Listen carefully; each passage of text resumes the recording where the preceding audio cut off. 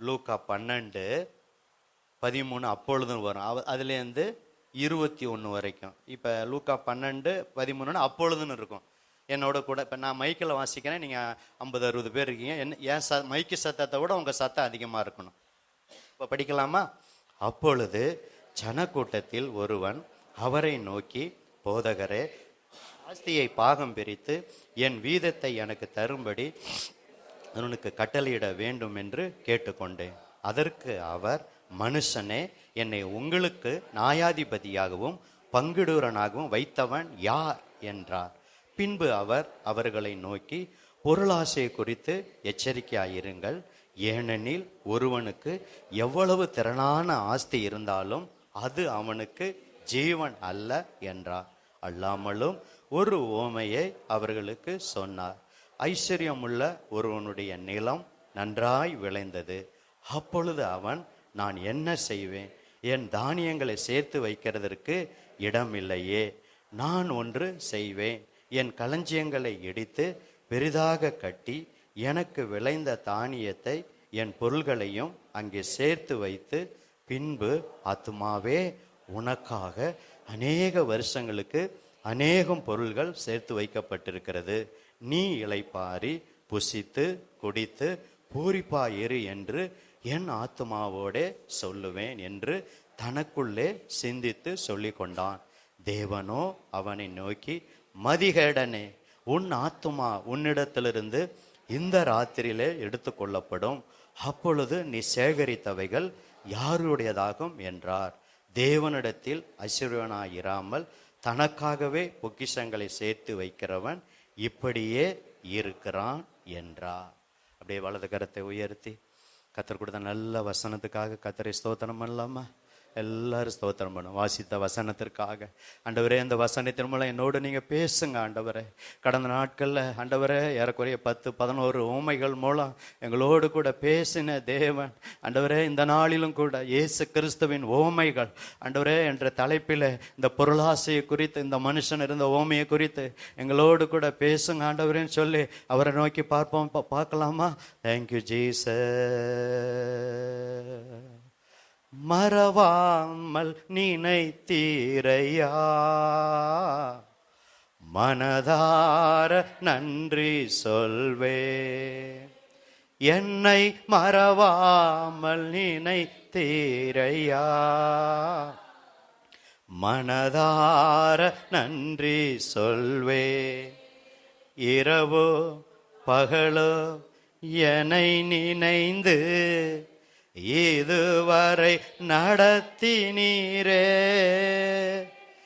இரவோ பகலோ என்னை நினைந்து இதுவரை நடத்தினீரே. நன்றி நன்றி ஐயா, கோடி கோடி நன்றி ஐயா. சொல்லுங்க எல்லாரும், நன்றி நன்றி ஐயா,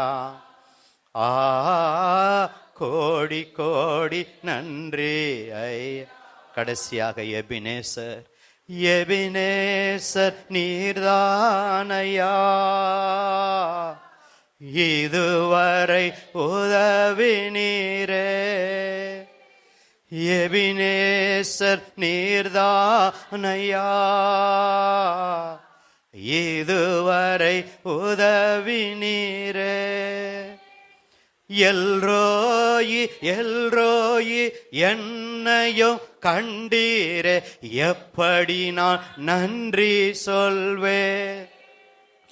எல்ரோயி எல்ரோயி என்னையும் கண்டீரே, எப்படி நான் நன்றி சொல்வே. அப்படியே வலது கரத்தை உயர்த்தி நன்றி நன்றி நன்றி ஐயா, கோடி கோடி நன்றி ஐயா. நன்றி நன்றி ஐயா, கோடி கோடி நன்றி ஐயா. பரிசுத்த நல்ல பிதாவே, கடந்த சில நாட்களுக்கு முன்பாக 8 நாள் 8 உவமையை குறித்து எங்களோடு பேசினி ஆண்டவரே, போன வாரமும் 9வது இன்னும் ஆண்டவரே அதிகாலையில் ஏறக்குறைய 10 ஓமைகள். இன்னும் போன வாரத்தில் வீட்டு கூட்டத்தில் பிரதர் ஸ்டீபன் முத்துக்குமார் ஜெயசித்ரா அவர்கள் வீட்டு கூட்டத்திலும் ஓமையை குறித்து எங்களோடு நீர் பேசினீர். இன்றைக்கும் வேறொரு ஓமையை குறித்து நீர் எங்களோடு பேச போகிறீர். இந்த பகுதியிலிருந்து ஆண்டவரே நாங்கள் கற்றுக்கொள்ள வேண்டிய பாடம் என்ன, நாங்கள் எதை கடைபிடிக்கணும், எதை விட்டு விடணும் என்று எங்களோடு தெளிவாய் நீர் பேசுவீராக. உங்க நாமம் மகிமைப்படட்டும். இயேசுவின் நாமத்தில் பிதாவே, ஆமே ஆமே. அப்படியே உட்காருங்க. இப்போ ஒவ்வொரு வசனமா தியானிக்கலாம். இப்போ 13வது வசனம் பயங்கர ஜனக்கூட்டம். இன்னும் 12வது அதிகாரம் தான் இப்போ நம்ம வாசித்தோம். அதில் 1வது வசனத்தை பார்த்தீங்கன்னா, அத்தருணத்தில் அநேகமாயிரம் ஜனங்கள் ஒருவரை ஒருவர் மிதிக்கத்தக்கதாக. இப்போ இயேசு எங்கே வந்தாலும் ஜனக்கூட்டம் வரும். அப்போ ஒருவரை ஒருவர் கால் வைக்கிறதுக்கு இடம் இல்லை. அப்போ நான் நினைக்கிறேன் ஆயிரக்கணக்கான ஜனங்க வந்திருப்பாங்க. அதான் அதனுடைய அர்த்தம். அவர் எங்கே சென்றாலும் ஜனங்க கூடுவாங்க. ஏன்னா அவர் அற்புதம் செய்கிறவர், அதிசயம் செய்கிறவர். அப்போ 12வது அதிகாரத்தில் இந்த ஓமையை பார்த்தோம். 1வது வசனத்தை படித்து பார்த்தா அத்தருணத்தில் அநேகம் ஆயிரம்னு போட்டிருக்கு. அப்போ ஆயிரக்கணக்கான ஜனங்கள் ஒருவரை ஒருவர் மிதிக்கத்தக்கதாக கூடி வந்திருக்கும் போது தான் இந்த சம்பவம் நடந்தது. 13 வசனம் பாருங்க. அப்போ ஜன கூட்டத்தில், அப்போ ஆயிரக்கணக்கான கூட்டத்தில் ஒருவன் வந்து அவரை நோக்கி, போதகரே, ஆஸ்தியை பாகம் பிரித்து என் வீதத்தை எனக்கு தரும்படி என் சகோதரனுக்கு கட்டளையிடும். அப்போ பாக பிரிவினை என் சகோதரனுக்கு சொல்லுங்க ஆண்டவரே. என்னன்னா, ஆஸ்தியை பாகம் பிரித்து அவன் என் சகோதரன், அவருக்கு ஒரு பங்கு உண்டு, எனக்கு ஒரு பங்கு உண்டு, என் பாகத்தை அவன் தரணும், என் சகோதரனுக்கு நீங்க கட்டளை எடுங்க அப்படிங்கிறார். நல்ல கவனிங்க. 14வது வசனத்தில் அவர் சொல்றாரு, அதற்கு மனுஷனே, உங்களுக்கு நியாயாதிபதியாகவும் பங்கிடுவனாகவும் வைத்தவன் யார் என்றார். அப்பனா கொஞ்சம் இந்த ஹார்டு வேர்டு மாதிரி தெரியும்.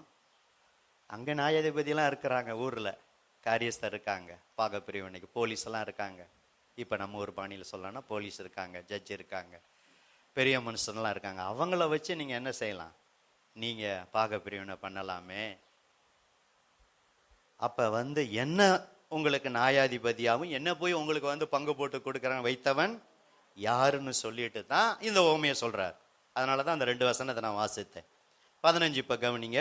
பின்பு அவர் அவர்களை நோக்கி, பொருளாசையை குறித்து என்ன செய்யுங்க, எச்சரிக்கையா இருங்கள். ஏனெனில் ஒருவனுக்கு எவ்வளவு திரளான ஆஸ்தி இருந்தாலும் அது அவனுக்கு ஜீவன் அல்ல என்றார். அல்லாமலும் ஒரு ஓமையை இப்பதான் என்ன செய்யறாரு, ஒரு ஓமையை சொல்றார். பெனட்டு கொஞ்சம் அமைதியா இருப்பா, அமைதியா. நல்லா கவனிங்க அன்பு தேவ பிள்ளைகளை. இந்த ஓமை உங்களுக்கு தெரியும், சின்ன பிள்ளைகளுக்கு கூட தெரியும், சண்டே கிளாஸில் சொல்லியிருக்கோம், நமக்கு இந்த தெரியும்.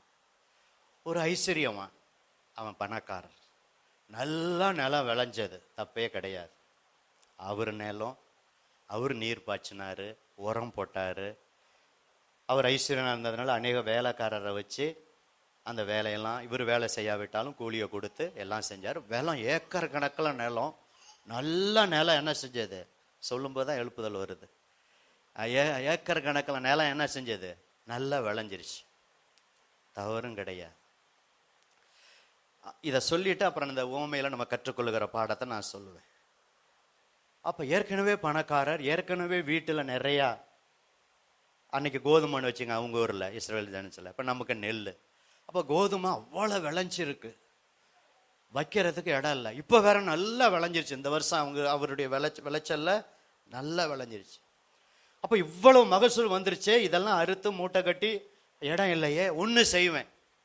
என்ன செய்வேன்னா, அந்த களஞ்சியம் ஏற்கனவே ஸ்டோரேஜ் வச்சிருக்காரு, அப்போ அதெல்லாம் இடிச்சிட்டு பெருசாக கட்டி அதில் என்ன செய்வேன், இந்த மூட்டை மூட்டையாக என்ன செய்வேன், இந்த கோதுமையெல்லாம் என்ன செய்வேன், சேமித்து வைப்பேன்னு சொல்லிட்டு ஆத்மாவை பார்த்து, உனக்காக அநேக வருஷங்களுக்கு அநேகம் பொருள்கள் என்ன செய்து சேர்த்து வைக்கப்பட்டு இருக்கிறது, அதனால ஆத்மாவே நீ இளைப்பாரி புசித்து நீ குடித்து நீ என்ன செய்ய, பூரிப்பா இரு அப்படின்னு சொல்லி ஆத்மாவோட சொல்லுவேன்னு சொல்லி தனக்குள்ள என்ன செஞ்சாரு, சிந்தித்து கொண்டான். நம்ம ஆண்டவர் வெரி குட், உத்தமம் உண்மையுள்ள ஊழியக்காரனே. அந்த 2 தாளந்து 5 தாளந்து வாங்கின போல சொன்னாரா, உண்மையும் உத்தமமான ஊழியக்காரனேன்னு சொன்னாரா? கொஞ்சம் கஷ்டமா தான் இருக்கு. தேவனும் அவனை நோக்கி முட்டாளே, மதிகேடனே, ஓ ஆத்துமா உன்னிடத்திலிருந்து இந்த ராத்திரியிலே எடுத்து கொள்ளப்பட்டால் அப்பொழுது நீ சேகரித்தவைகள்லாம் யாருடையதாகும்? இன்னைக்கு நீ இறந்துட்டீன்னா, இவ்வளவு இடிச்சு கட்டி இவ்வளவு கோதுமையை சேர்த்து வச்சிருக்கிறையே, அதெல்லாம் யாருடையதாகும்? தேவனிடத்துல ஐஸ்வர்யனாயிராமல் தனக்காகவே பொக்கிஷங்களை சேர்த்து வைக்கிறவன் இப்படியே இருக்கிறான் என்று சொல்லி இந்த ஓமை என்ன செய்யறாரு? முடிக்கிறார். இப்ப இந்த ஓமையிலிருந்து ஒரு 5 காரியத்தை சுருக்கமா நான் சொல்ல போகிறேன். முதல் காரியம், இப்ப படிங்க 15வது வசனத்தை ஒருத்தர் படிங்க. பின்பு அவர் அவர்களை நோக்கி பொருளாசை குறித்து எச்சரிக்கையாயிருங்கள், ஏனெனில் ஒருவனுக்கு எவ்வளவு திரளான ஆஸ்தி இருந்தாலும் அது அவனுக்கு ஜீவன் அல்ல. முதல் குறிப்பு எழுதிக்கங்க, மனதில் பதிச்சு வச்சுக்கங்க. பிரதர், சிஸ்டர், இந்த உலகத்துல எவ்வளவு பெரிய திரளான ஆஸ்தி இருந்தாலும் அவங்களுக்கு அந்த ஆஸ்தி என்ன இல்ல? ஜீவனே கிடையாது. இப்ப அம்பானிக்கு அவ்வளவு ஒரு நாளைக்கு அத்தனை கோடி வருமானம் வருது.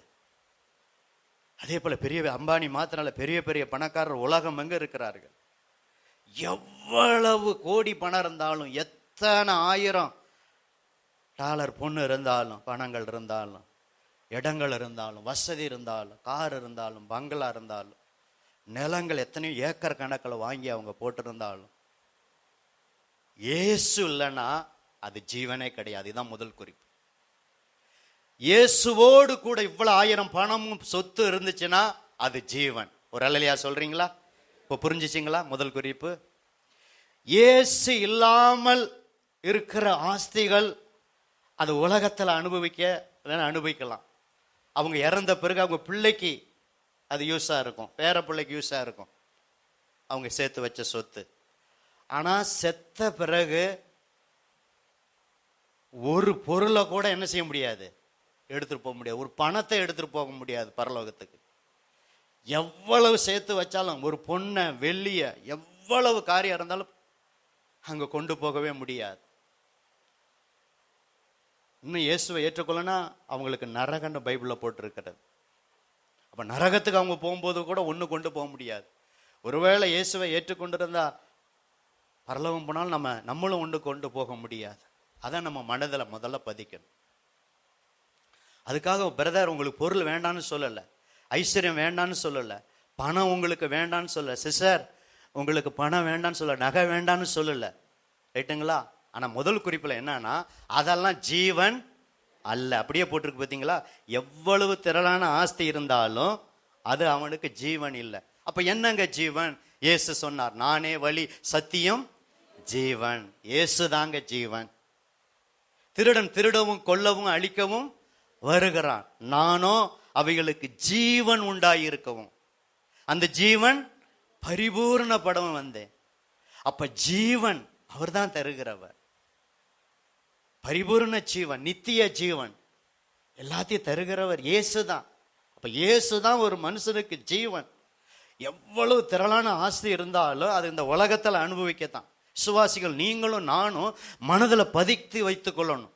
உங்களுக்கு எத்தனை வீடு இருந்தாலும், எத்தனை பவுன் நகை நீங்கள் வைத்திருந்தாலும், எத்தனை 1000 எத்தனை லட்சம் நீங்க பேங்க்ல பிரதர் நீங்கள் போட்டிருந்தாலும் அது ஜீவன் அல்ல. அதை மனதில் பதிக்கணும். அதெல்லாம் அப்ப வேண்டாமா பாஸ்டர்? தேவை. அதெல்லாம் குடும்பம் நடத்த, பிள்ளைகளுக்கு காரியங்களை செய்ய, ஒரு காரியத்தை செய்ய அதெல்லாம் தேவை. என்னுடைய பிரசங்கத்தை தவறா நினைச்சிக்காதீங்க. ஆனா அது ஜீவன் அல்ல. வசனத்தின் பிரகாரம் என்ன அல்ல? அது ஜீவன் அல்ல. குமாரனை உடையவன் தான் என்னது? ஜீவனை உடையவன். ஒரு அல்லேலூயா சொல்லாமா? குமாரன் இயேசுவை உடையவன் தான் ஜீவனை உடையவன். தேவனுடைய குமாரன் இல்லாதவன் ஜீவன் இல்லாதவனே ஒரு வசனம் இருக்கு. இந்த பகுதி அப்படியே ஒரு நூல்ல பேப்பர்ல வச்சுக்கோங்க. ஏன் அப்படி வச்சு சொல்றேன்னா, சீக்கிரம் எடுப்பதற்காகத்தான். பேப்பரை வச்சுக்கிட்டு அல்லது உங்க பைபிளில் ஒரு நூல் இருந்துச்சுன்னா நூலை வச்சுக்கிட்டு, பேப்பரை வச்சுக்கிட்டு, நூல் ஒருவேளை கிழிஞ்சிச்சுன்னா பேப்பரை வச்சுக்கிட்டு, இப்போ 1 யோவான் 5:12 படிங்க சீக்கிரம். நான் சொன்ன வசனம் அங்கே இருக்கிறது. குமாரனை உடையவன். அப்படி பின்னாடி 1 யோவான் 5:12 பாருங்க. குமாரனை உடையவன் ஜீவனை உடையவன், தேவனுடைய குமாரன் இல்லாதவன் ஜீவன் இல்லாதவன். அந்த வசனம் வந்துருச்சுங்களா? அப்ப குமாரன் தான், இயேசுவை தான் ஜீவன்.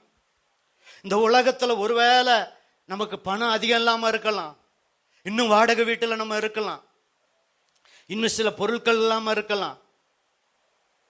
ஆனா இதெல்லாம் உலகத்தானுக்கு அதிகம் இருக்கிறது நல்லது. அவங்க உழைக்கிறாங்க, கஷ்டப்படுறாங்க, கார் வாங்குறாங்க, நகை வாங்குறாங்க, பவுனை வாங்குறாங்க, வீடு மேல வீடு கட்டுறாங்க, வாடகைக்கு விடுறாங்க, ரைட்டு.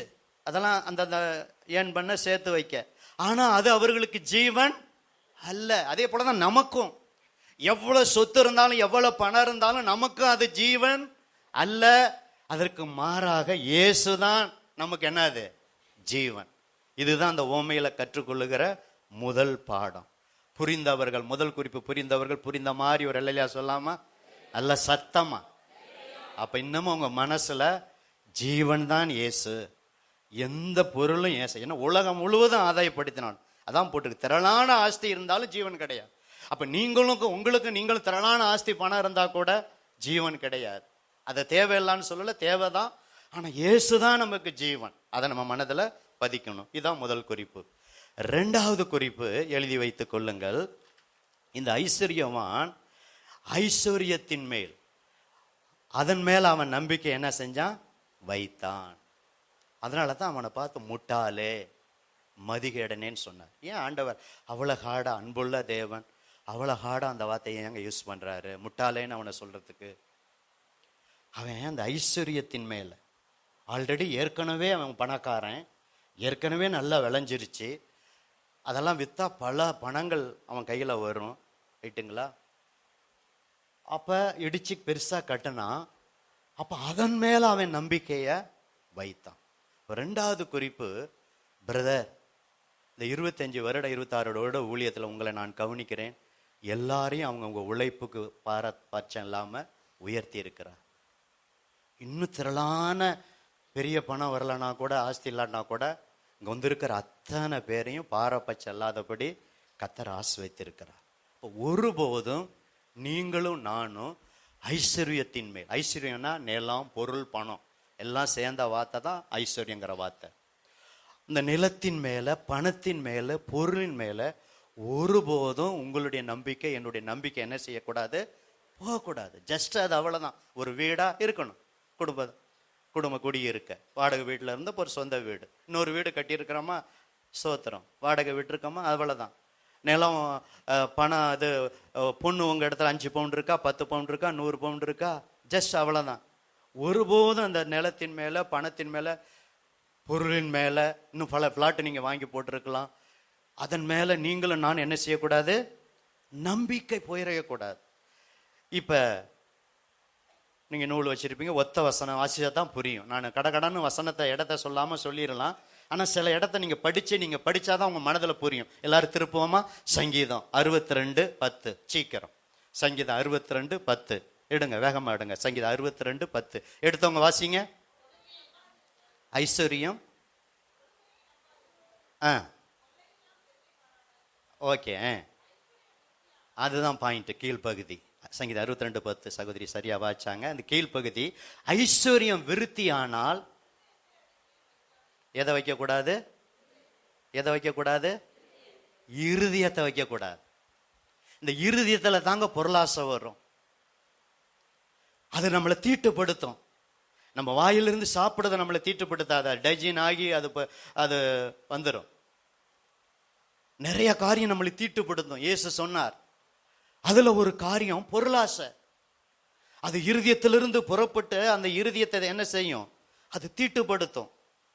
அப்ப ஐஸ்வர்யம் தேவையில்லைன்னு, ஐஸ்வர்யம் தேவைதான் நமக்கு. பணம் தேவைதான், பொருள் தேவைதான்.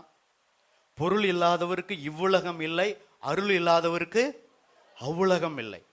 அப்ப பொருளும் தேவை, அருளும் தேவை. அருள்னா கிருபை.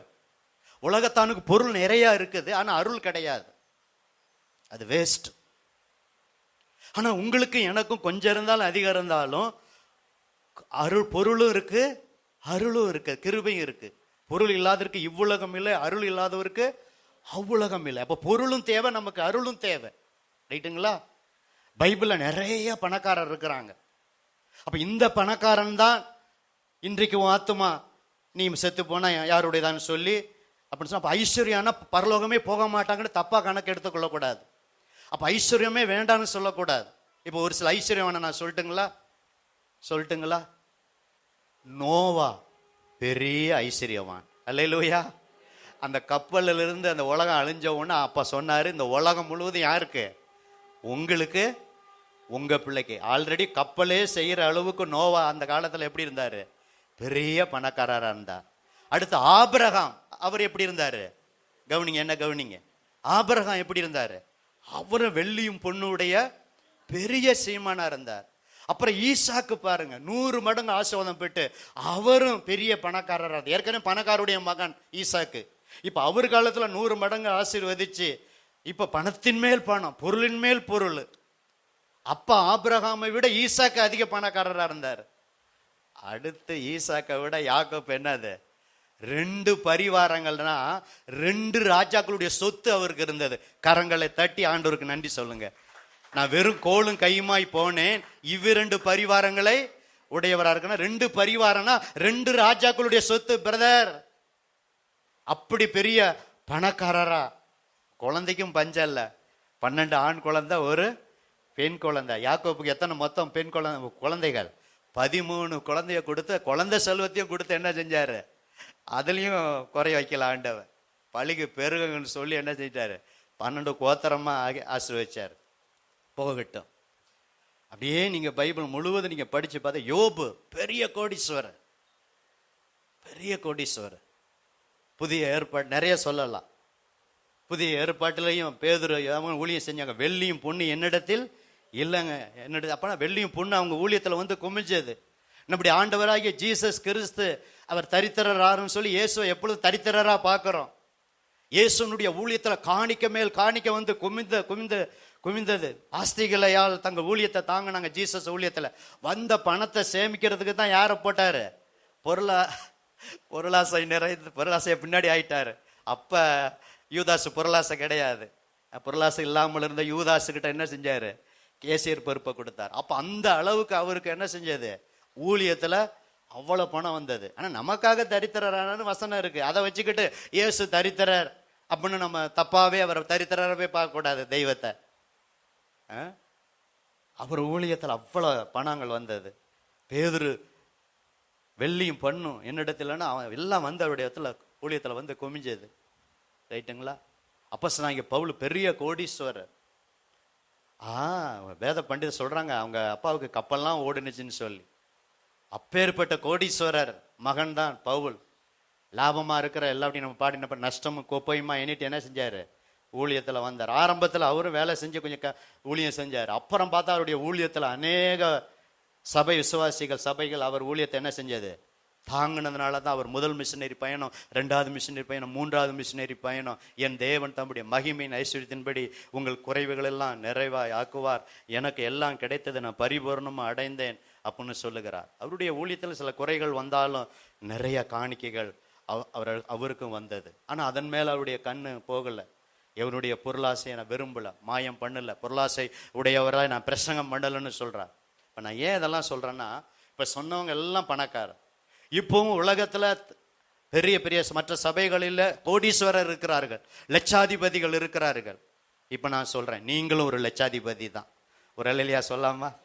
இல்லைனாலும் உங்களை லட்சாதிபதியா கர்த்தர் மாற்றுவா. ஒரு நல்ல செய்தியை சொல்றேன். இப்ப வேணா சில ஆயிரங்களை நீங்கள் பார்க்கலாம். ஒரு நாள் வரும் பல லட்சங்களை பார்க்கிற அளவுக்கு கர்த்தர் உயர்த்துவார்.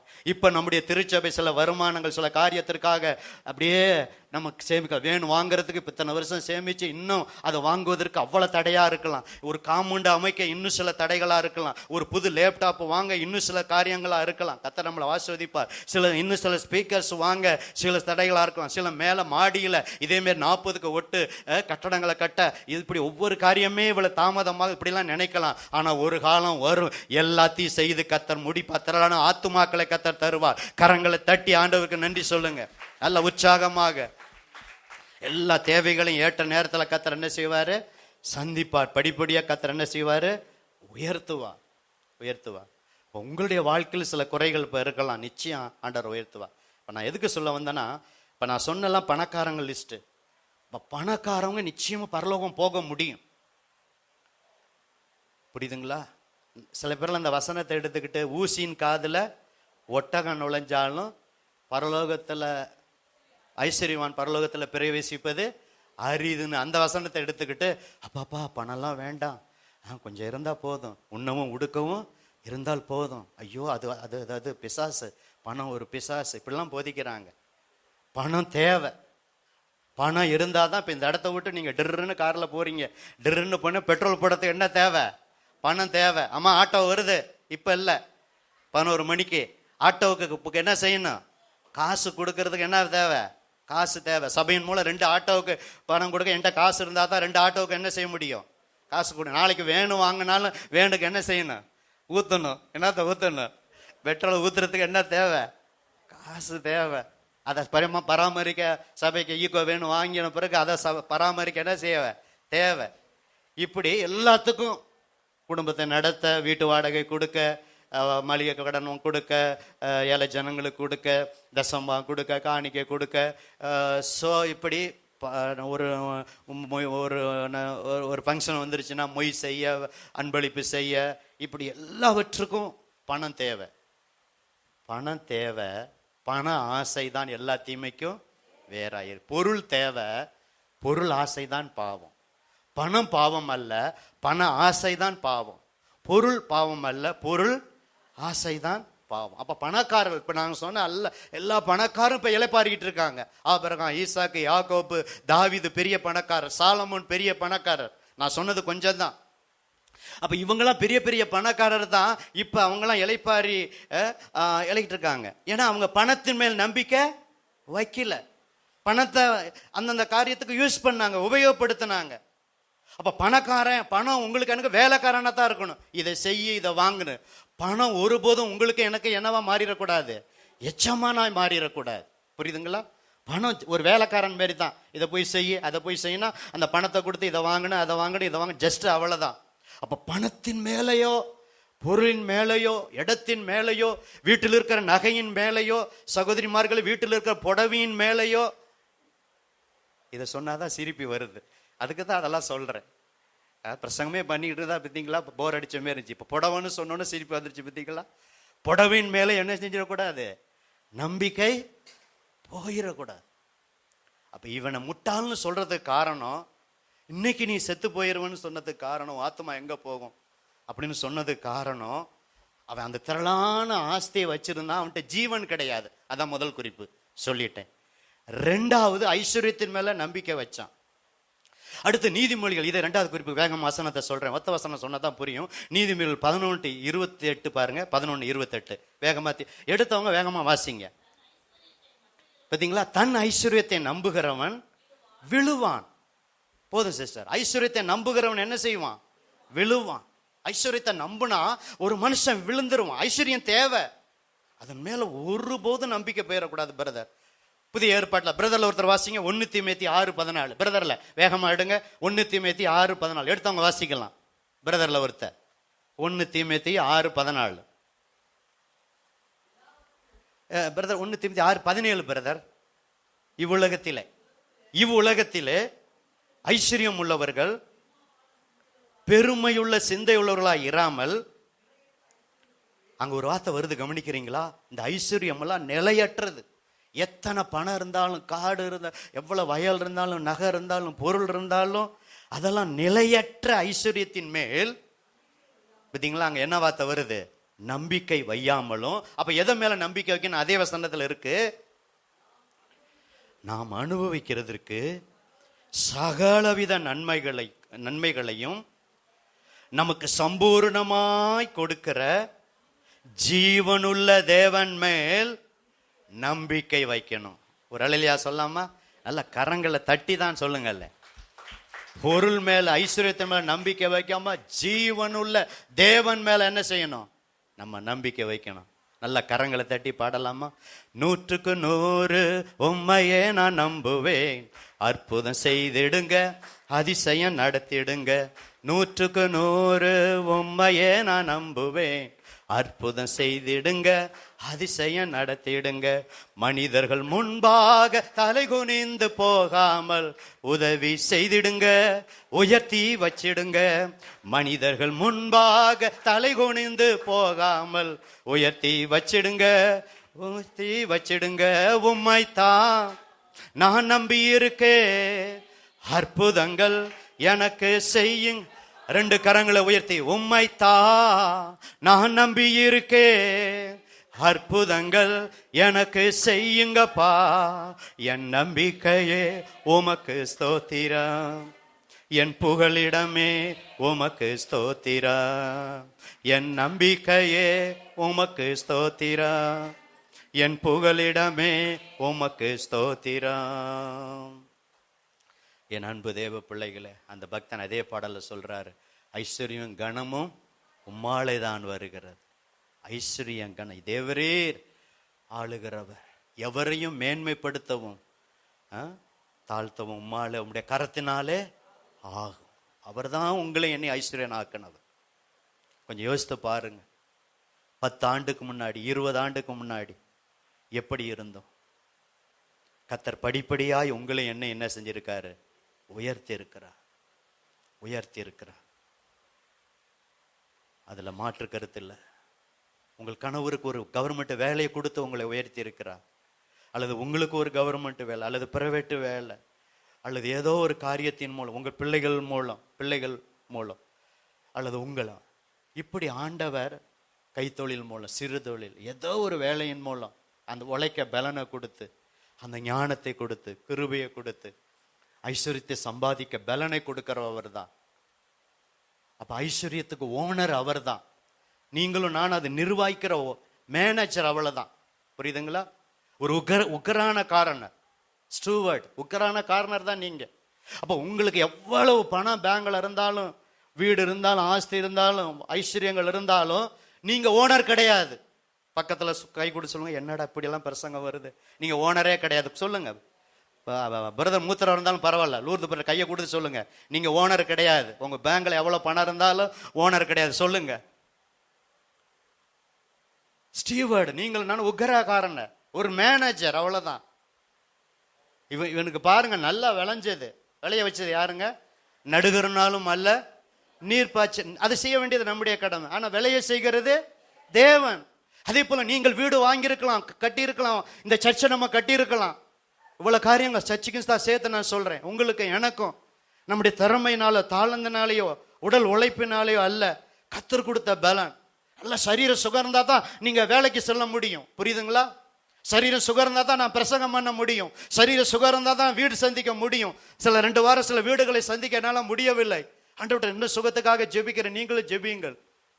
அது மாதிரி இதெல்லாம் இந்த சுகத்தை கொடுத்தவர் கர்த்தர், ஆரோக்கியத்தை கொடுத்தவர் கர்த்தர்.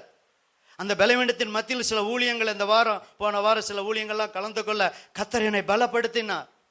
அதன் பலவீனத்தின் மத்தியிலும் இன்னும் பலப்படுத்துவார். அதே போலதான் உங்களுடைய வாழ்க்கையிலும் அந்த வேலையை செய்ய, உங்க கணவருக்கு வேலையை செய்ய பலனை கொடுத்தவர், சுகத்தை கொடுத்தவர், பிரயாணத்துல பாதுகாத்தவர், மாத அந்த சம்பளத்தை வாங்க உதவி செய்தவர், அதை அனுபவிக்க உதவி செய்தவர். அதான் ஐஸ்வர்யம். ஐஸ்வர்யம்னா பணம், பொருள் எல்லாம் சேர்ந்தது.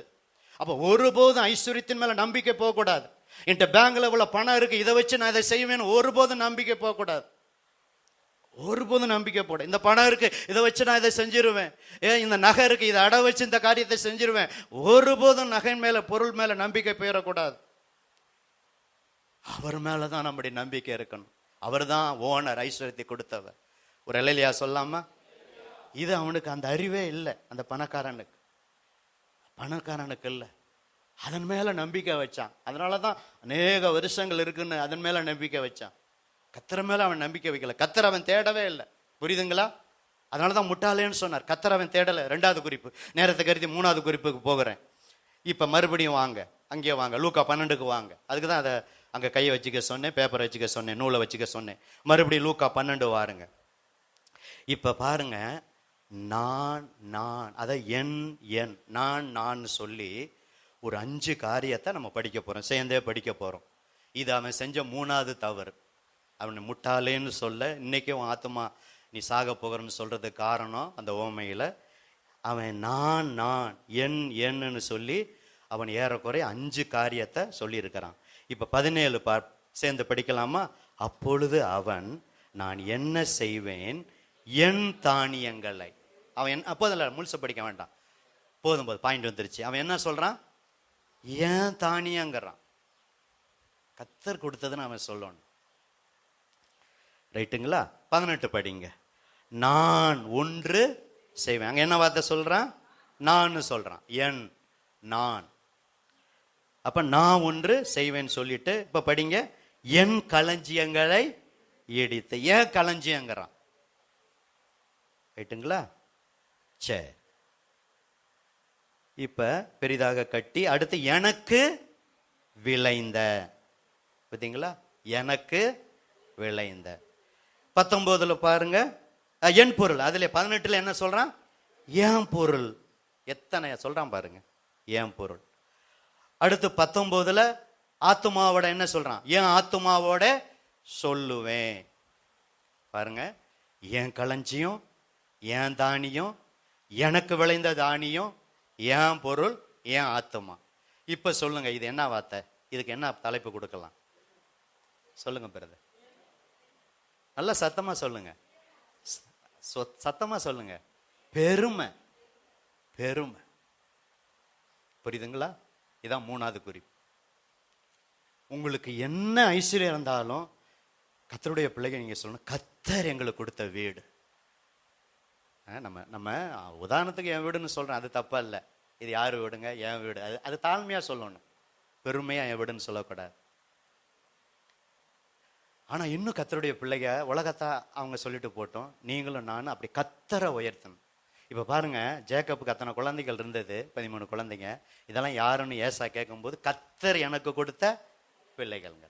இது என் பிள்ளைன்னு சொல்லியிருக்கலாம். அப்ப நம்ம அதெல்லாம் சொல்ல மாட்டோம். இப்படி நீங்க பழகுங்க.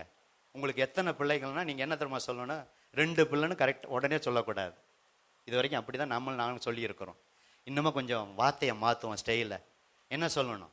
கர்த்தர் எனக்கு கொடுத்த 2 குழந்தை, கர்த்தர் எனக்கு கொடுத்த 3 குழந்தை, கர்த்தர் எனக்கு கொடுத்த 4 பேர், கர்த்தர் எனக்கு கொடுத்த 1 குழந்தை. இப்படி நாம என்ன செய்யணும்? சொல்ல பழகணும். ஆனா அதை நம்ம சொல்ல மாட்டோம். என் குழந்தை எனக்கு 2 குழந்தைன்னு சொல்றது தப்பா இல்லை, எனக்கு 4 பிள்ளைன்னு சொல்றது தப்பா இல்லை. கொஞ்சம் இன்னுமே யாராவது கேட்டா, அம்மா உங்களுக்கு எத்தனை குழந்தை அப்படின்னு கேட்டா, எனக்கு கர்த்தர் எனக்கு 4 குழந்தைய கொடுத்தான்னு சொல்லுங்க. கர்த்தர் எனக்கு 3 குழந்தைய கொடுத்தான்னு சொல்லுங்க. கர்த்தர் எனக்கு 2 குழந்தைய கொடுத்தான்னு சொல்லுங்க. கர்த்தர் எனக்கு 1 கண்ணே கண்ணு 1 குழந்தைய கொடுத்தாரு. இப்படி கர்த்தரை சொல்லுங்க. அவங்க புரட்சாதி ஆச்சரியப்படுவாங்க. பாருங்க, இப்ப கூட குழந்தை என்னன்னு கேட்டது கூட கர்த்தர் எனக்குன்னு கர்த்தரை உயர்த்துறாங்க. அப்ப கர்த்தரை நம்ம உயர்த்துறோம். ஏன் அப்படி சொல்றேன்னா, பிள்ளைகள் கர்த்தரால் வரும் சுதந்திரம், கற்பத்தின் கனி அவரால் கிடைக்கும் பலன். அவர் கொடுத்ததுங்க குழந்தை பாக்கியம். அதனால அவரை உயர்த்துவோம். புரியுதுங்களா? சரி, அப்ப அவன் பாருங்க, என் தானியம், என் களஞ்சியம், எனக்கு விளைந்த தானியம், என் பொருள், அடுத்து என் ஆத்துமா. இது பாருங்க, இந்த பிசாசு எடுக்க வேண்டாம். ஏசாயாவில் சொல்லுவான், நான் வானத்துக்கு நேராக உயர்த்துவேன், வடபுறங்களுள்ள ஆராதனையில வீட்டு இருப்பேன். யாரும் எடுக்க வேண்டாம், கவனிங்க. தேவனுக்கு நான் ஒப்பா இருப்பேன், அவருக்கு சமமா இருப்பேன் அப்படின்னு சொல்லி அந்த இடத்துல இங்கிலீஷ் பைபிள்ல பாத்தீங்கன்னா ஐன்னு வரும். நான் நான் நான் நான் நான். இப்ப இந்த டைப் ரைட்டிங் மிஷின்லாம் இப்ப போயிருச்சு. அப்ப டைப் ரைட்டிங் மிஷின்ல எது தேஞ்சிருக்கும்னா ஐங்கிற வார்த்தை தான் என்ன செஞ்சிருக்கும்? அதிகமா தேயுமா? ஐ, நான் நான். அப்ப தாழ்மையா நான் சொல்றது தவற அல்ல. ஆனா இவன் பெருமையா சொன்னான். இதாங்க அவனை முட்டாளே மதிகேடனே சொல்றதற்கு இது 3வது காரணம். இன்னொரு உதாரணம் இதுக்கு சொல்றேன். நேபுகாத் நேச்சார் பாபிலோன் தொங்கும் தோட்டத்தை அமைத்தவன். அவன் அரண்மனையில் உலாவிட்டு இருக்கும்போது எடுக்க வேண்டாம், வாசிக்க வேண்டாம், நல்லா கவனிங்க. இது வல்லமையின் பராக்கிரமத்திற்கென்று நான் கட்டின மகா பாபிலோன். அந்த நேரமே ஆண்டவர் அவனை ஒரு மாடு மேரி என்ன செய்யறது, ஒரு ராஜா புல்லு மேயறவன் ஆயிட்டான். பக்கத்துல கை கொடுத்து சொல்லுங்க, எங்க ராஜா புல்லு மேயறத சும்மா கொடுங்க பிரதர், தம்பி கொடுப்பா, ஒன்னும் கோச்சிக்க மாட்டேன். எங்க மாடு என்ன மாடு மாதிரி ஒரு நேபுகாத் நேச்சாருங்க. உலக அதிசயங்கள் ஒன்று பாபிலோன் தொங்கு தோட்டத்தை அமைத்தவருங்க. இந்த வார்த்தையை அரண்மனையில் உலாவிக்கிட்டு என் வல்லமையின் பராக்கிரமத்தை நான் கட்டின மகா பாபிலோன் சொன்ன உடனே மாடு மாரி புல்ல மேயிறாருங்க. நெகமெல்லாம் அப்படியே வளருதுங்க. எடுக்க வேண்டாம், அப்போ படிச்சு பாருங்க வீட்டில் போய் தானியேல் புத்தகத்தை. அதுக்காக தான் எடுக்காம சொல்றேன். உதாரணம், இந்த பெருமைங்கிறதுக்கு இதெல்லாம் உதாரணம். இப்போ லூசிபர் நான் சொன்ன அந்த நேரமே பிசாசாக, அவன் நல்ல தூதர் தான் லூசிபர்.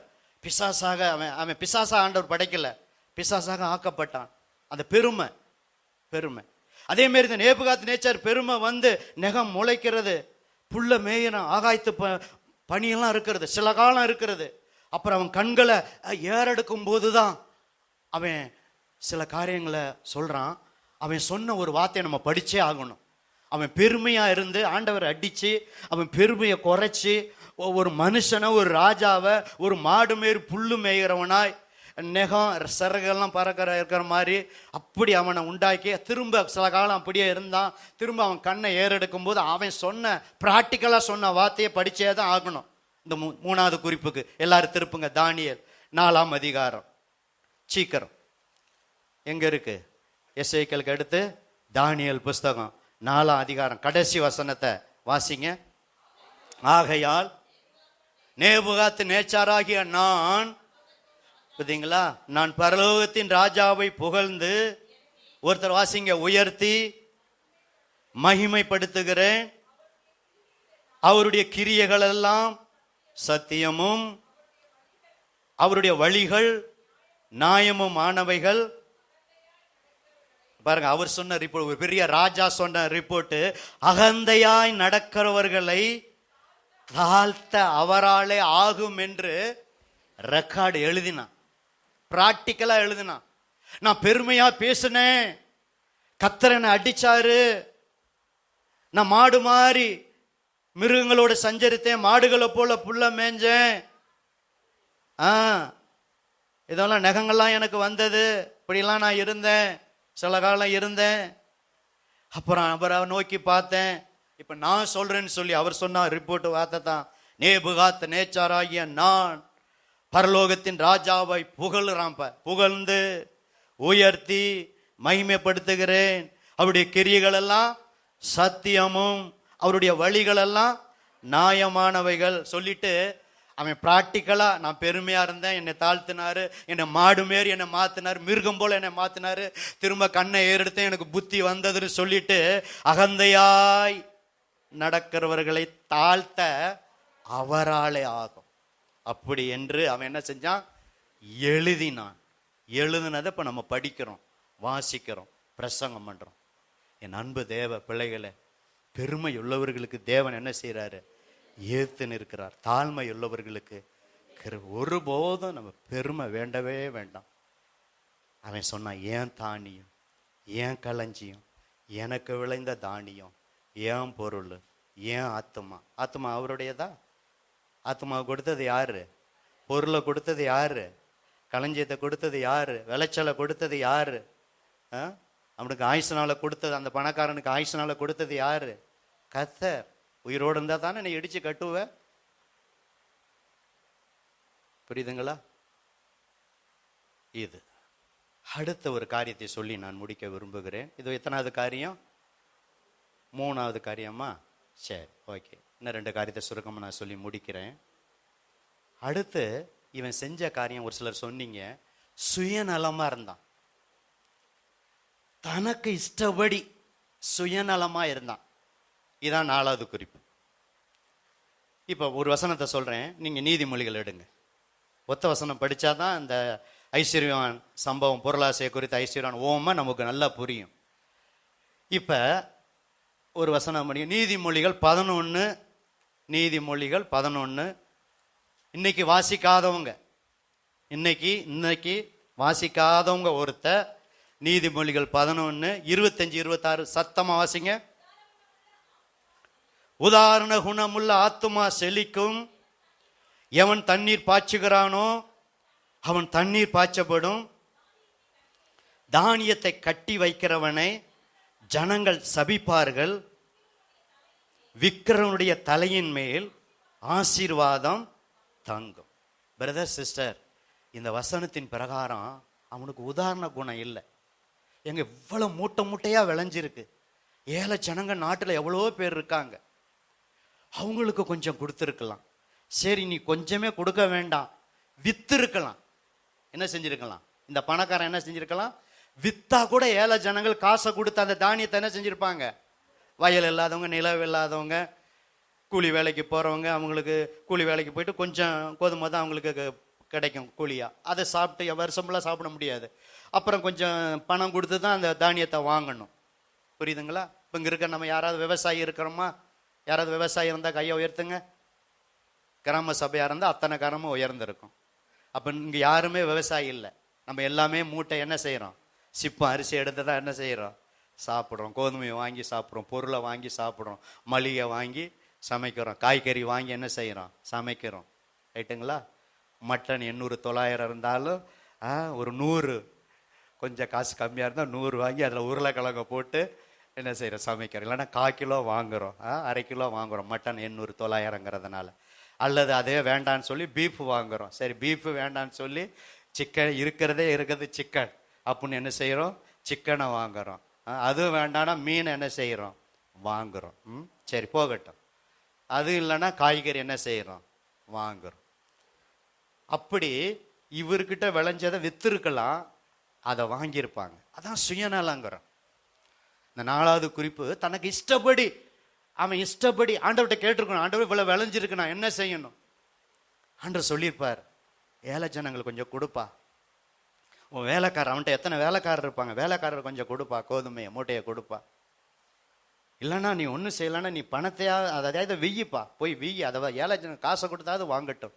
நீ எதுவுமே இல்லாமல் அத்தனையும் அவன் என்னைக்காவது அவன் என் ஆத்துமாவின்னு சொன்னா, எனக்குன்னு சொன்னான், என் மனைவின்னு எனக்கு சொன்னான்னா, என் மனைவிக்காக இதை சேர்த்து வச்சிருக்கேன், என் பிள்ளைக்காக இதை சேர்த்து வச்சிருக்கேன் சொன்னான்னா, அது போடல. நான் தியானிக்கும் போது இதெல்லாம் வந்துச்சு.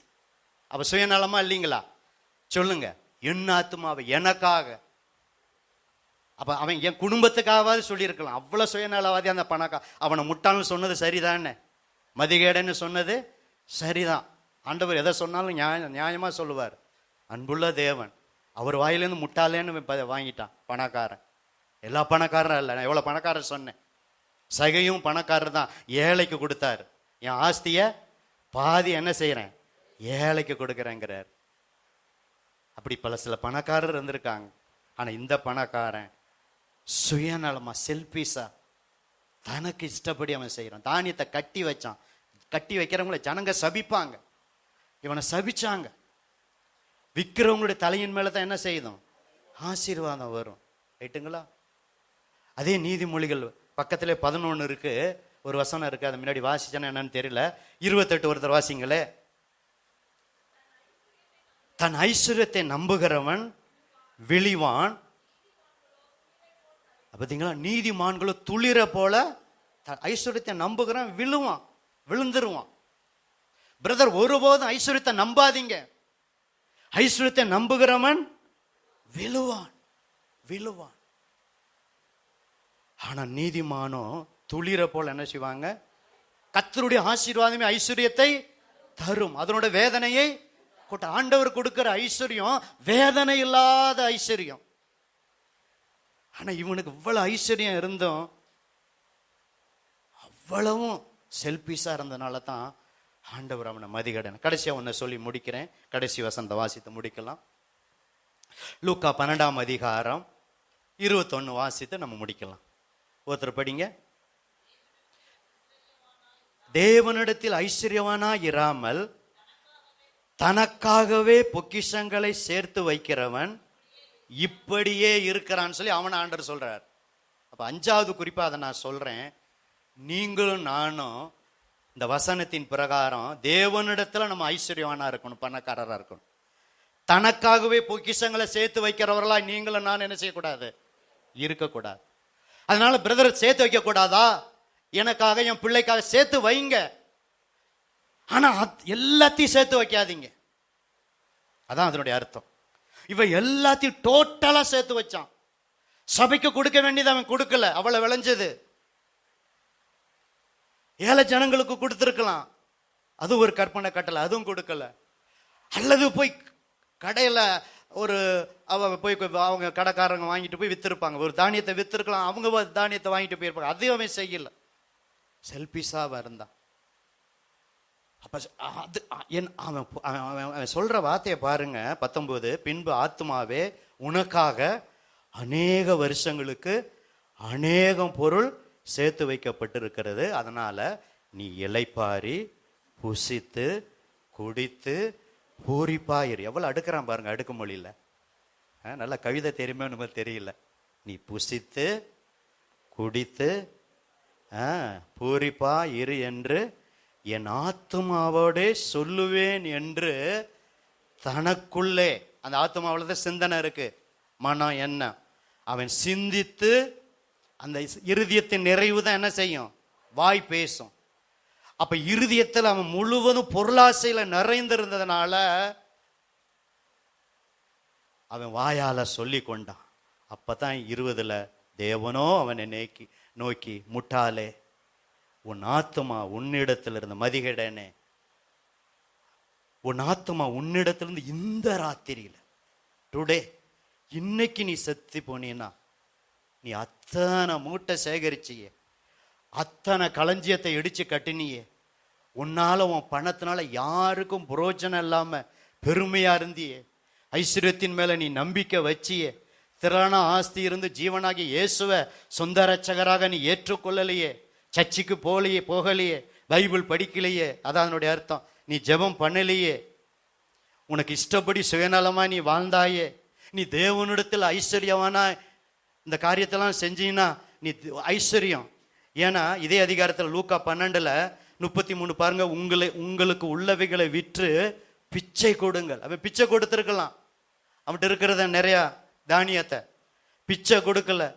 பழமையாய் போகாத பண பைகளையும் குறையாத பொக்கிஷங்களை பரலோகத்திலே உங்களுக்கு சம்பாதித்து வையுங்கள், அங்கே திருடன் அணுகிறதும் இல்லை, பூச்சி கெடுக்கிறதும் இல்லை. உங்கள் பொக்கிஷம் எங்கே இருக்கிறதோ அங்கே உங்கள் இருதயமும் இருக்கும். உலகத்துல பொக்கிஷம் சேர்த்து வைக்க வேண்டாம்னு ஆண்டவர் சொல்லல, சேர்த்து வைங்க, பேங்க்ல பணம் போடுங்க, டெபாசிட் பண்ணுங்க, இன்னும் என்னடா இருக்குது, எல்ஐசி போடுங்க, எல்லாம் சேர்த்து வைங்க. ஆனா நீங்க கண்ட காரியத்தெல்லாம் நல்ல ஒரு ஆபீஸை போட்டுட்டு உங்களுக்கு இவ்வளவு தாரம் அவ்வளவு தாரம்னு சொல்லிட்டு அப்படியே ஆபீஸை மூடிட்டு என்ன செய்வான், எத்தனையோ நம்ம பார்க்குறோம்ல, அவங்கெல்லாம் வந்து போலீஸ் சீட்டை வந்து கம்ப்ளைண்ட் கொடுத்துட்டு அந்த இதெல்லாம் காட்டிக்கிட்டு எவ்வளவு பேப்பரில் பார்க்குறோம், இங்கே லாபம் வருது அங்கே லாபம் வருது, அங்கே எத்தனை வட்டிக்கு கொடுக்குறாங்க அப்படி கொடுக்கான்னு சொல்லி உங்கள் பணத்தை முதலீடு செய்யாதபடி நீங்கள் நல்லா சேர்த்து வைங்க. ஆனால் சுயநலமாக சேர்த்து மட்டும் வைக்காம கர்த்தருக்குரியதை என்ன செய்யுங்க, அந்தந்த மாதம் கொடுக்க வேண்டியதை ஊழியத்திற்கு தசம பாகமாக, காணிக்கைக்காக, ஏழை ஜனங்களுக்காக இப்படி நீங்கள் கொடுக்கும்போது பரலோகத்தில் உங்கள் பலன் எப்படி இருக்கும், மிகுதியா இருக்கும். அது மிகுதியா இருக்கும். இப்போ எப்படி பூமியில நீங்க போடுற அக்கௌண்ட் லட்சங்களை சேர்த்து வச்சிருக்கீங்க, அந்த அக்கௌண்ட் கரெக்டா இருக்கிறதோ, அது கரெக்டா இருக்கிறதோ பேலன்ஸ் அடிக்கடி நம்ம பார்த்துக்கிறோம்ல. இப்பெல்லாம் செல்லுலே வந்துருச்சு, பேலன்ஸ் எவ்வளவு இருக்குது, எவ்வளவு மீதி இருக்குது, எல்லாம் அதுல பாக்குற எல்லாம் வந்துருச்சு, கரெக்டா இருக்கு. இங்க இருந்தா திருட்டு போயிடும் சொல்லி என்ன செய்யறோம், பேங்க்ல லாக்கர்ல என்ன செய்யறோம், வைக்கிறோம். அதெல்லாம் நல்லது, சேஃப்டியா வைக்கணும். ஆனா நான் சொல்ற பரலோகத்துல திருடம் கிடையாது, அங்க பூச்சி என்ன செய்ய கிடையாது, துரு பிடிக்காது, அங்க எதுவும் கிடைக்காது, எதுவும் இருக்காது. ஒரு முறை ஒரு பணக்காரர் அப்படிதான் நிறைய சேர்த்து வச்சார், ஒரு பெரிய பெட்டியில பணத்தை சேர்த்தே வச்சார். வீட்டுல நடந்த காரியம், இது நடந்த காரியம். நல்லா சேர்த்து வச்சு நல்லா அமைக்க நல்ல பெரிய பெட்டி, நம்ம காணிக்க பெட்டியை விட நல்ல பெரிய பெட்டி, நல்லா போட்டு பணத்தை அமைக்க வச்சு வச்சார். இது நடந்த சம்பவம். ஒரு நாள் கையை விடுறாரு, கை புதுக்குன்னு என்ன செய்யுது, பணம் கெட்டியா இருக்கான்னு பார்த்துக்குவாரு, கரெக்டா இருக்கான்னு செக் பண்ணிக்குவாரு. இது நடந்த சம்பவம், நான் கட்டுக்கதையை சொல்லல. அப்படியே ஒரு நாள் விடுறாரு, அவங்க கெட்டியா இருந்த பணம் அப்படியே அழுத்தி பார்த்தாரு, அழுத்தி போட்டாரு, கெட்டியா இருந்த பணம் இப்போ புதுக்குன்னு போகுது. அப்போ நாங்கள் என்ன இருந்தது, கரையான் பூச்சி வந்து எல்லாத்தையும் பணத்தை அடிச்சு கையை என்ன செஞ்சிருச்சு, போயிடுச்சு. நான் அப்படிலாம் சொல்ல, நீங்க அப்படிலாம் சேமிக்கல. நம்ம கர்த்தருக்கு ஊழியத்திற்கு ஏழை ஜனங்களுக்கு கொடுக்க வேண்டிய அந்தந்த மாதம் கொடுத்துட்டு எவ்வளவு நாளும் சேமிங்க. பக்கத்துல கை விட்டு சொல்லுங்க, எவ்வளவு நாளும் சேமிங்க பிரதர், எவ்வளவு நாளும் சேமிங்க. ஆனா இதுல கைய வச்சுட்டு சேமிக்க கூடாது, அதையும் சொல்லிருங்க எச்சரிக்கையா. அப்ப பொருளாசை இருக்கு. கர்த்தருக்கு கொடுக்க வேண்டியது, ஊழியத்துக்கு கொடுக்க வேண்டியதை, ஏழை ஜனங்களுக்கு கொடுக்க வேண்டியதை நம்ம கொடுக்காம நம்ம சேமிச்சு வச்சோம்னா நம்மள்ட்ட பொருளாசை இருக்கு. நீங்க கேக்குறீங்க, உங்க வீட்டுல விக்கிரகம் இல்லாம இருக்கலாம், ஆனா பொருளாசை என்பது விக்கிரக ஆராதனை. விக்கிரக ஆராதனையான பொருளாசைன்னு பைபிள்ல கொலைசேர்ல இருக்கு. இப்ப எடுக்க நேரம் இல்லை, வேணா வசனம் மட்டும் எழுதி வச்சுக்கோங்க. எடுக்க வேண்டாம், யாரும் எடுக்க வேண்டாம். எடுக்க வேண்டாம்னா தான் எடுப்பீங்க. அம்மா எடுக்காதீங்க. கொலைசேர் 3:5 விக்கிரக ஆராதனையான பொருளாசை. நேரங்கிறதால சீக்கிரம் சொல்றேன். எரேமியா 6:13 சிறியோர் பெரியோர் எல்லாருக்கும் பொருளாசை இருக்கும்னு பைபிள்ல போட்டிருக்கு. நீங்க பொருளாசைன்னா பெரியவங்களுக்கு தான் இருக்குன்னு நினைக்க கூடாது. பைபிள் போட்டிருக்கு. பைபிள்ல மிஞ்சி நீதிமானா இருக்க முடியாது நீங்களும் நானும். பொருளாசை முதல்ல இருதயத்துல தான் வரும். ரைட்டுங்களா? அடுத்து நீதிமொழிகள் 1:9 பொருளாசை உடையவரோட உயிரை அது என்ன செய்யும்? வாங்கும். உயிரை வாங்கணும் போட்டிருக்குங்க. இப்ப எடுத்து படிக்க எனக்கு நேரம் இல்லை, சாட்சி காணிக்கலாம் இருக்கிறதுனால மீதி உள்ள காமன் நேரம் நீங்க எழுதி மட்டும் அதில் தான் உங்களை குறிப்பெடுக்க சொல்றேன். குறிப்பெடுக்க சொல்றது காரணம் இதுதான். இப்ப பாருங்க, இப்ப எடுக்காம நான் சொல்றேன். இந்த வசனம் உங்களுக்கு இருதயத்துல தான், வீட்டுக்கு போனா மறந்து போயிடும். இத்தனை வசனம் நம்ம எப்படிங்க படிக்க மனசுல வச்சிருக்க முடியும்? அடுத்து நீதிமொழிகள் 28:16 பொருளாசையை வெறுக்கிறவன் தீர்க்காயுசை பெறுவான். பொருளாசையை வெறுங்க. பொருள் தேவை, ஆனா அதன் மேல ஆசை இருக்கக்கூடாது. அதான் பொருளாசை. பணம் தேவை, பண ஆசை இருக்கக்கூடாது. இன்னைக்கு உங்களுக்கு தீர்க்காயுசு தேவையா? பொருளாசை இல்லாம இருங்க, நல்ல தீர்க்காயுசை தருவா. தீர்க்காயுசுக்கு நிறைய வசனம் இருக்கு, அதுல இதுவும் ஒரு முக்கியமான வசனம். அடுத்து வேதனையானது என்ன தெரியுங்களா? பொருளாசை உடையவங்க நரகத்துக்கு போவாங்களாம். 1 கொரிந்தியர் 6:10 வீட்டில் போய் படிச்சு பாருங்க. இப்ப எடுக்காதீங்க. 1 கொரிந்தியர் 6:10 போய் வீட்டில் போய் சாப்பிட்டுட்டு சமைச்சிட்டு கொஞ்சம் ரெஸ்ட் எடுத்து சாயந்தரமாவது இந்த வசனத்தெல்லாம் எடுத்து என்ன செய்யுங்க? உங்க வாயால படிங்க. உங்க கண்ணு பார்க்கட்டும், வாயால சத்தமா படிச்சு உங்க காது கேட்கட்டும். பொருளாசை குறித்து ஒரு எச்சரிக்கை, ஒரு பொருளாசை குறித்து எச்சரிக்கையா இருங்கன்னு சொன்னா ஒரு அல்லேலூயா சொல்லாமா? ஆமா. கர்த்தருடைய பிள்ளைகள் இப்ப கல்யாண ஸ்டேஜுக்கு சில பிள்ளைகளா இருக்கும், எக்காரணத்தை கொண்டு இதை நான் பேசிதான் ஆகணும் பொருளாசையை குறித்து. பின் வீட்டுல ரகசியமாகவோ மற்றவர்கள் மூலமாகவோ நேரடியாகவோ இத்தனை பவுன் நகை போடுங்க, இத்தனை பொருளை கொடுங்க அப்படின்னு ஆண்கள் பிள்ளையா வச்சிருக்கவங்க பெண்ணை எடுக்கும் போது என்ன செய்யாதீங்க? அந்த வார்த்தையை கேட்கவே கேட்காதீங்க. அப்படி எப்படி பாஸ்டர் கேட்கணும்னா நீங்க சொல்லுங்க, இப்படி சொல்லுங்க. என்னைய கேட்டாங்க, நான் பாஸ்டர்மா இங்கே இருக்காங்க, எங்கள் மாமனார் கேட்டார், அருளானந்தன் கேட்டார், எல்லாரையும் வச்சுக்கிட்டு என்ன விரும்புவீங்க, என்ன பொருள்லாம் எடுத்து கொடுக்கணும். நான் கொஞ்சம் கொஞ்சம் தைரியமாகவே சொன்னேன். அவங்களும் சொன்னாங்க, பெண்ணை பெற்றவங்களுக்கு பெண்ணுக்கு என்ன எடுத்து செய்யணும்னு முடியும். எங்கள் மாமாவை தான் சொன்னார். என் சார்பாக மாமா அக்கா வீட்டுக்காரரும் பெண் பார்க்க வந்தால், தங்கச்சி வீட்டுக்காரர் தங்கச்சிலாம் வந்திருந்தாங்க. அப்போ நானும் இந்த வார்த்தையை தான் என்ன செஞ்சேன் சொன்னேன். அவங்களும் பெரியவங்க ஸ்தானத்தில் அவங்களும் சொன்னாங்க.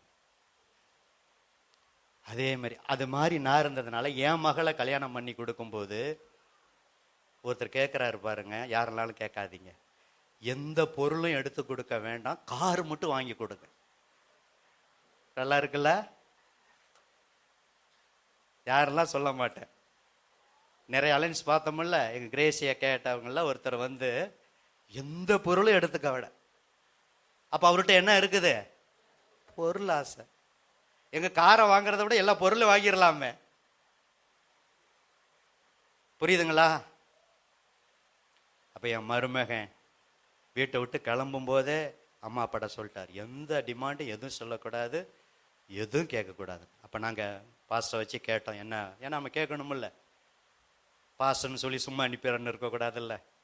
அப்ப மருமையன் சொன்ன வார்த்தை, அவர் வாயிலேருந்து மாமனார் சொன்ன வார்த்தை, பொண்ணை பெற்ற நீங்க என்ன உங்களால முடியுமோ அதை கொடுங்க, ஏன்னா எனக்கும் ஒரு பொண்ணு இருக்கு. அது மாதிரி நாங்க சந்தோஷமா என்ன பொருளை எடுத்து கொடுத்தோமோ அது அப்படியே நிறைவா எங்க தகுதி தகுந்த மாதிரி சந்தோஷமா இன்ன வரைக்கும் மாமியார் அதை கொண்டு வரல இதை கொண்டு வரல அப்படின்னு கேட்கவே இல்லை. அப்படி இருந்ததுனால அவங்க மகளை கல்யாணம் கொடுக்கும்போது அதே மாதிரி அவங்க மாமனார் மாமியார் எங்கள் கிரேஸ் கல்யாணம் நடந்த பிறகு தான் அவங்க என்னுடைய மருமகனுடைய தங்கச்சி கல்யாணம் நடந்துச்சு. அவங்களும் அப்படி என்ன செய்யலை, ஒன்றுமே கேட்கல. பார்த்தீங்களா, நம்ம எதை விதைக்கிறோமோ அதை தான் என்ன செய்வோம், அறுப்போம்.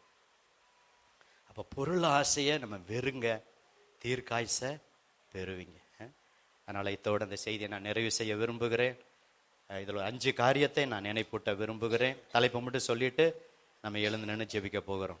முதலாவது, எவ்வளவு திரளான ஆஸ்தி இருந்தாலும் அது நமக்கு ஆஸ்தி அல்ல, ஜீவன். இயேசு தான் யாரு? எவ்வளவு திரளான ஆஸ்தி இருந்தாலும் ஜீவன் கிடையாது, இயேசு தான் நமக்கு ஆஸ்தி, ஜீவன். ஒன்று, இந்த ஓமையின் மூலம் நம்ம கற்றுக்கொள்கிறது இதுதான் ஒன்று. ரெண்டாவது, ஐஸ்வர்யத்தின் மேல என்ன செய்யக்கூடாது, நம்பிக்கை வைக்கவே கூடாது. மூணாவது, நான் நான் நான் சொன்ன பார்த்தீங்களா, அது மாதிரி எனக்கு எனக்கு என் தானியம், என் களஞ்சியம், என் பொருள், என் ஆத்துமா, எனக்கு விளைந்த தானியம் அப்படின்னு ஏன்னு சொல்லவே கூடாது. கத்தர் கொடுத்தது கத்தர் கொடுத்தது. கத்தரை உயர்த்துங்க, இன்னும் உங்களை ஐஸ்வர்யனா மாற்றுவார், உயர்த்துவார். அல்லேலூயா. பொருள் மேல பொருள் தருவார், பணத்தின் மேல பணத்தை தருவார். மூணாவது. நாலாவது, இஷ்டப்படி செய்யக்கூடாது, சுயநலமா, செல்பிஷா சுயநலமா இருக்கக்கூடாது. அஞ்சாவது, பரலோகத்துல என்ன செய்யணும், பொக்கிஷத்தை என்ன செய்யணும், சேர்த்து வைக்கணும். இதுதான் இந்த ஓமையின் மூலம் ஆண்டவர் உங்களுக்கு எனக்கும் கற்றுக் கொடுக்கிற பாடம்.